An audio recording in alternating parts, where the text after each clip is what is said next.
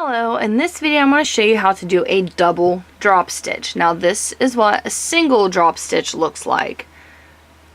I'm going to show you how to do a double. Now the only difference is with your double drop stitch, okay, your first peg, with the single drop stitch, oops, you just wrap it once. With the double, you're actually going to wrap it twice and then go to the second peg, wrap once, take your bottom over the top. Alright, so then you'll wrap that first peg twice, wrap the second peg once, take your bottom over the top, first peg twice, second peg once, and you do that all the way to end of your row, which I'll just work it right along with you. So when you're done with this row, you'll have, all your pegs will have 3 loops on them instead of 1, or if you're doing the single drop stitch, 2. So you wrap the peg twice, then wrap the second peg once, take, oops, might help if I'm in the screen, take the bottom over the top, wrap, and do note, I'm taking the yarn off the peg, and in that peg I just took the yarn off of, I'm double wrapping. Then you go to the second one, wrap it. So you can't just wrap the whole thing and keep going, because some of these pegs you're wrapping, taking the bottom off, and then you're wrapping it. Oh, I split the yarn. Then you're wrapping it again.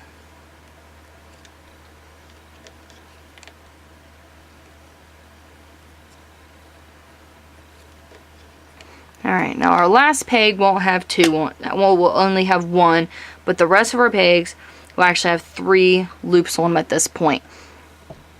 So now what we do, we're going to go back, and you'll actually be taking those top 2 loops off. But be careful, because you don't want to mess up your tension, because you can mess up the tension with a bunch of the pegs if you accidentally pull one of them too tight.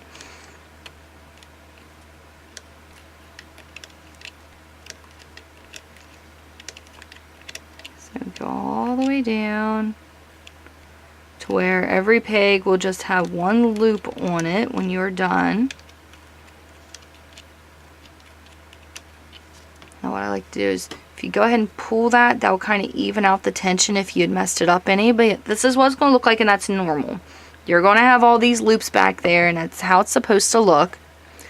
Now at this point, you want to, instead of just going, you can go right into a second row drop stitches if you want, which you'd do the exact same. You'd wrap this peg twice, wrap this one once, take the bottom over the top. Wrap this peg twice, wrap this one once, take the bottom over the top. Wrap this peg twice, wrap, just all the way down to the end, and then you just repeat that. I prefer to lock my stitches in. And to do that, I'm just doing a row of E-wrap. You can do E-wrap. If you do a row of E-wrap, it is a one-sided piece of fabric at this point. I'll show you in just a moment what I mean by that. If you want it to be completely reversible, just take your bottom loops over the top, just like you would with regular E-wrap. I would do a row of E-wrap, and then I would do a row of purl. Maybe even do a couple rows, E-wrap, purl, and then you'll have a bit of a garter stitch in between the rows. And that would make it to where it is reversible, because with just your E-wraps, you're going to end up, you can see the texture on this side. But this is a single drop stitch. I'm going to repeat what I just done. I'm going to do a few rows of the double drop stitch just so you can see the difference. And again, you wrap your first peg twice, second peg once, take the bottom loop over the top, re-wrap that second peg twice, and then wrap the next one once, take the bottom over the top, wrap that peg twice, and the next one once, bottom over the top, all the way down to the end, and then you take all your extra loops off to where you're back to these original loops again, E-wrap back. Alright, and then you just do it until it's the length that you want, but I will go ahead and do a few rows so you can see the difference between a single drop stitch and a double drop stitch. Did a few rows of the double drop stitch, the single drop stitches at the bottom and the double drop stitches at the top. You can see The double drop stitch is a lot longer. Now I'll flip this over and you can see the other side.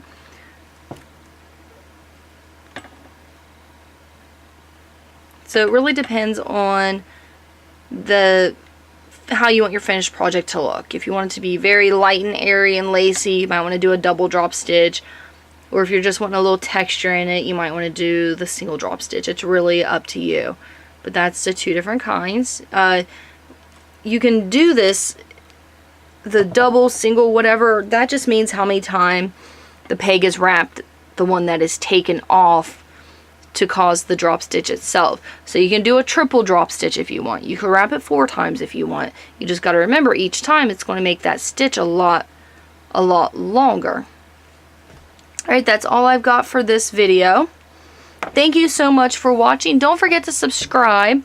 Any questions or comments, leave them in the comment section below, or feel free to email me. My email address is in the description as well. Thank you so much for watching.